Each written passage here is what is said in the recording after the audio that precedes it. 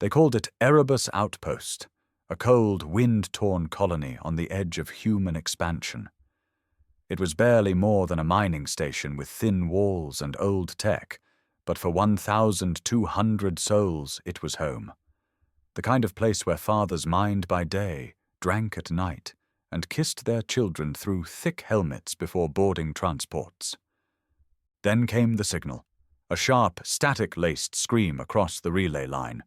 One word: run. When Admiral Kerr received the message aboard the Crucible, he didn't flinch. He just turned and stared at the grainy screen showing Erebus. One moment, stars, the next, a pulse of white light, and the feed went dead.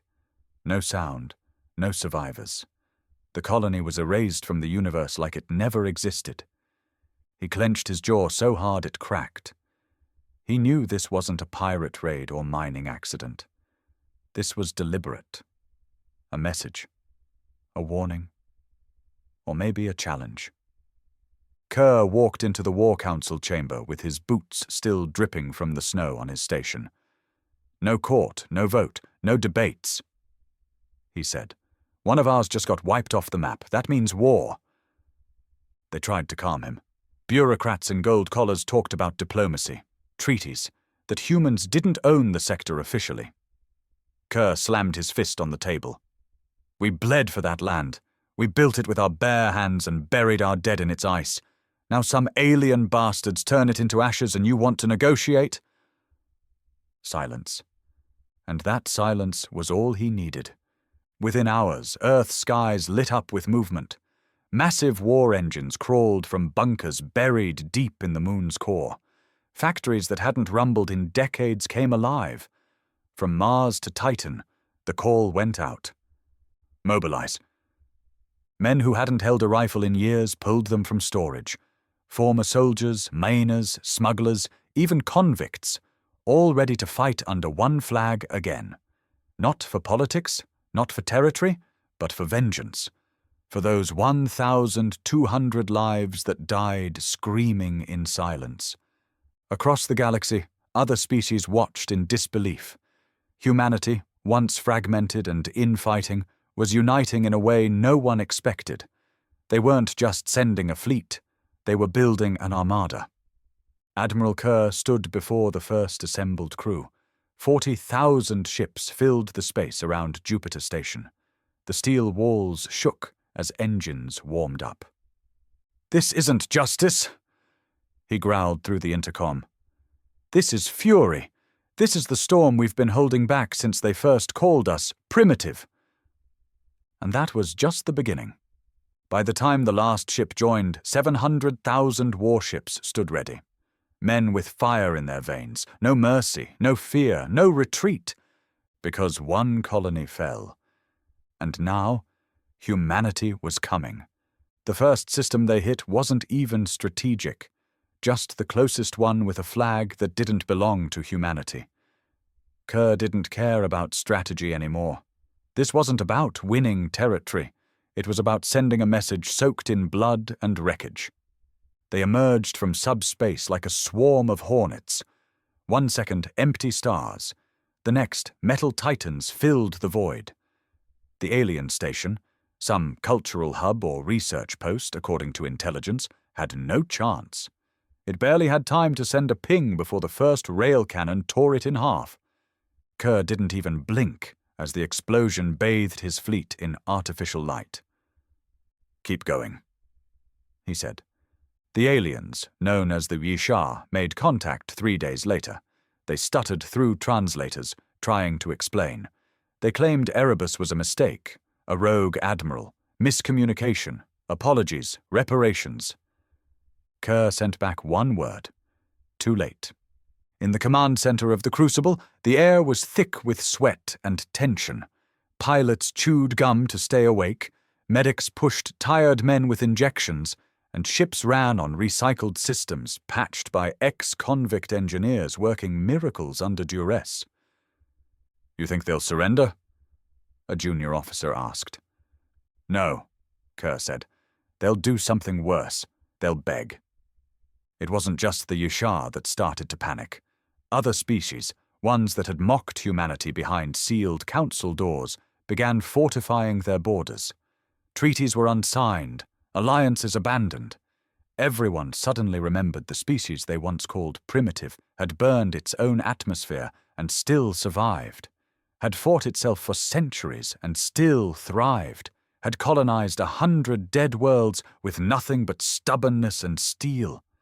Now those same humans were coming, and their ships had names like Retribution, Blood Debt, Unforgiven, and Erebus's Ghost. One Yushar general tried to hold the line at the Xylith system. He had 3 fleets, planetary defense grids, and years of planning. Kerr sent in a scouting unit. 12 ships, all volunteers. They didn't return, so Kerr sent in 30,000. The sky over Xylith turned black as firestorms rained from orbit. When the dust cleared, there was no line left to hold, just floating debris and corpses trapped in frozen rotation. Word traveled fast, not through official channels but through fear. Traders whispered about Earth's wrath, smugglers rerouted. Even pirates went silent. No one wanted to cross the humans, but not all humans agreed with the war. Back on Earth, the usual voices rose: activists, academics, people who still believed in peace. Kerr ignored them. Let them protest, he told his war council.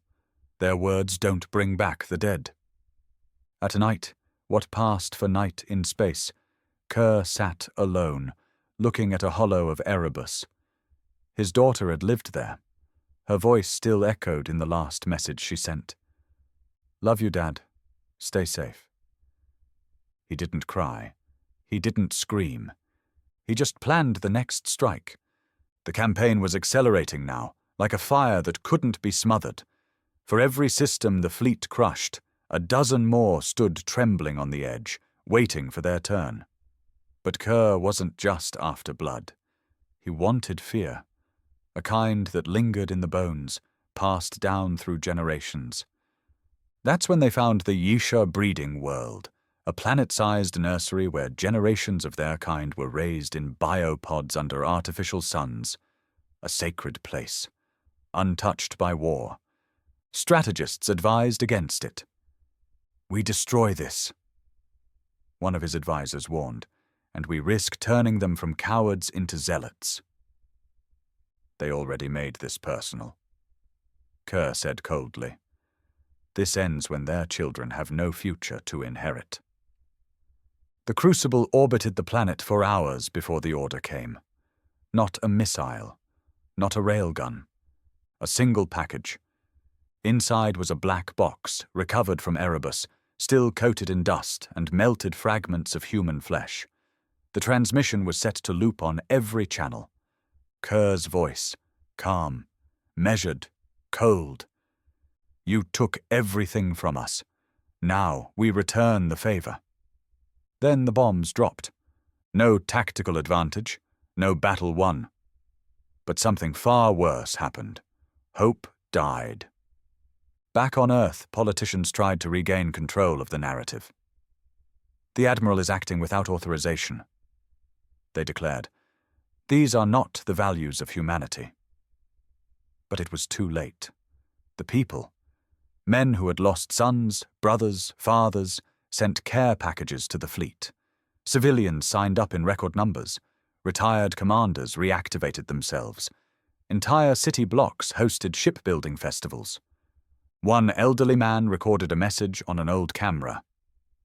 "You take one of ours, we take 100 of yours. You make us mourn, we make you extinct." It went viral in 6 hours. Meanwhile, Kerr's fleet was evolving. The newer ships weren't sleek or diplomatic.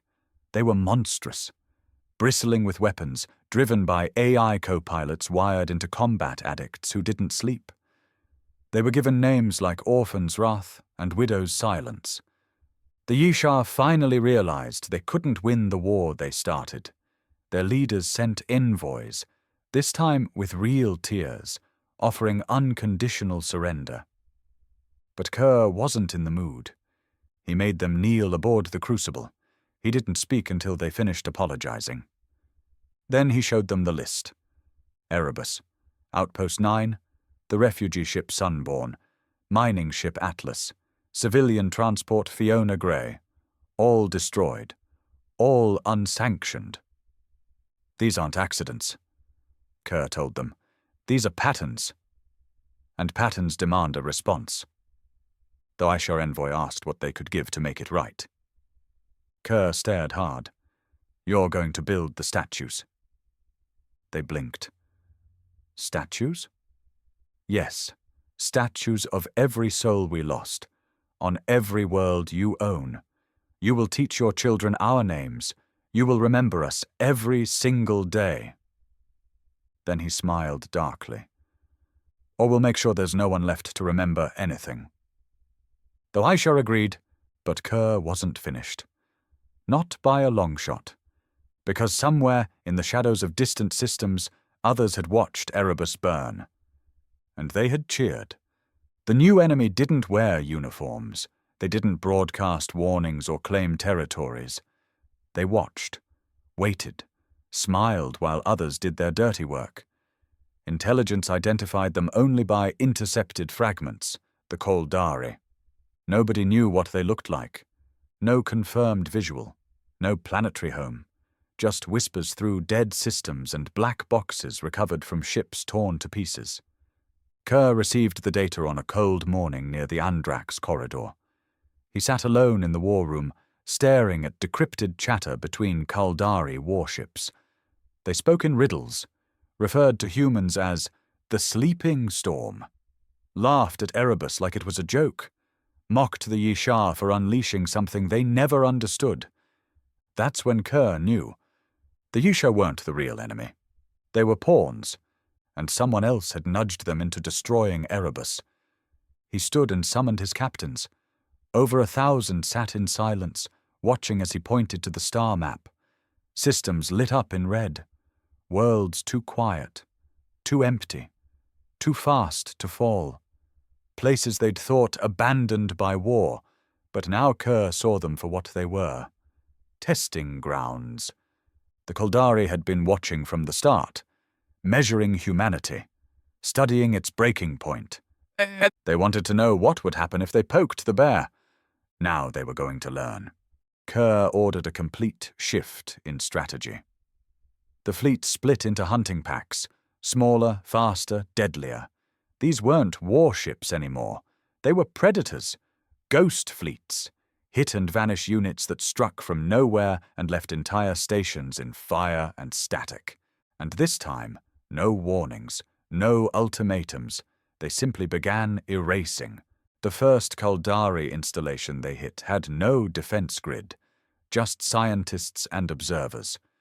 Kerr personally authorized the strike. Let them understand, he said, that knowledge has a cost.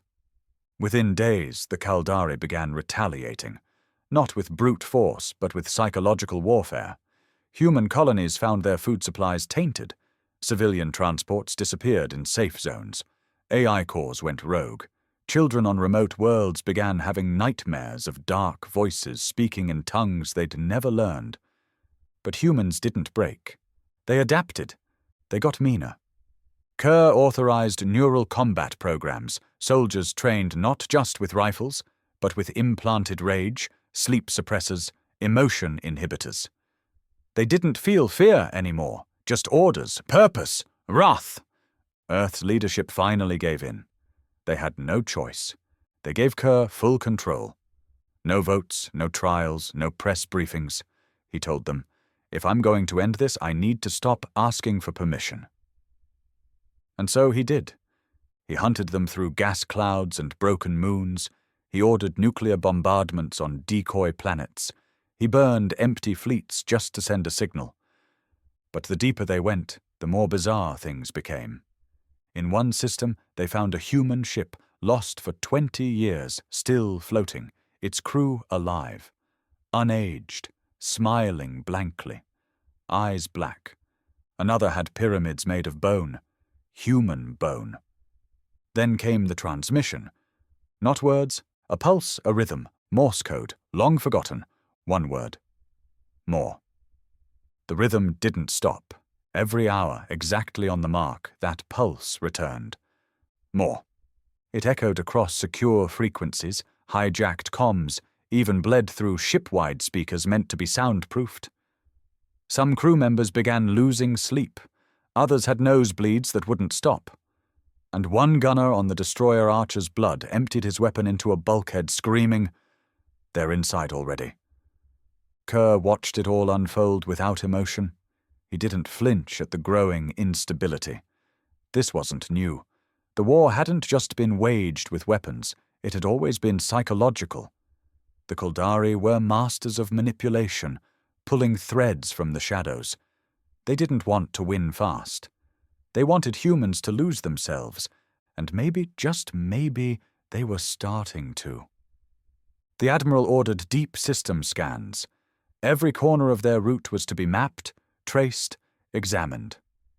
That's when the Wraith 7, a stealth scout ship, returned from a recon run with its entire crew found hanged. No forced entry, no fight, just silence, and a final log entry. We heard the word too, we understood it. Still, Kerr pressed forward, because rage has no brakes. And he wasn't finished teaching the galaxy what it meant to provoke humanity. They reached a dead system. No stars, no light. Just void. A region the Wishar once marked as forbidden. That's where the pulses originated. A rogue planet hovered in total darkness, cold as death, coated in black metal. It wasn't a base. It was a temple. No weapons, no guards. Just massive monoliths, each etched with names, human names, all from colonies long lost, disappeared, or accidentally destroyed. They were trophies. Kerr ordered boots on the ground. The recon squad entered without resistance. What they found shook even the toughest Marines. Walls pulsed with biomatter that responded to thoughts. Structures shifted as if aware of presence. And deep in the core chamber, they found a heart. Massive, still beating, mechanical but organic, wrapped in tubes pumping black fluid. At its base, a console, and one last message burned into its core display. "We made you. Now let's see what you become." Kerr returned to his ship, silent for a full day. No orders, no words. Then finally he stood before his command crew and spoke. "This is bigger than Erebus, bigger than revenge. They weren't just watching, they were guiding it. All of it." A captain asked, "So what now?" Kerr stared into the starless black beyond the viewports. "Now we stop being human," he said. "We become something worse." From that moment, the fleet shifted, not just in tech, but in tone. New modifications came from reverse engineering Kaldari wrecks. Ships grew darker, quieter, almost alive. Crew members volunteered for genetic upgrades. Neural suppression tech was no longer optional. The Crucible became more than a flagship. It became a Reaper. And the galaxy began to learn. They'd opened a door they could never close. The transformation was no longer metaphorical. The fleet, once a symbol of unity and vengeance, had become something terrifying. Engines whispered like voices. Halls pulsed faintly with biomech veins. Artificial gravity no longer needed generators, it responded to thought. Scientists on board whispered that some ships learned who was in command and killed those they didn't recognize. The price of using Kaldari tech was steep, but Kerr didn't care. They'd made this war personal. Now he would make it eternal. No more diplomacy. No more morality. The first system they unleashed the new fleet on was a Kaldari testing colony. It didn't fall, it vanished. Not even dust remained. Sensors picked up nothing afterward. Not heat, not radiation. Just silence. Something worse than death.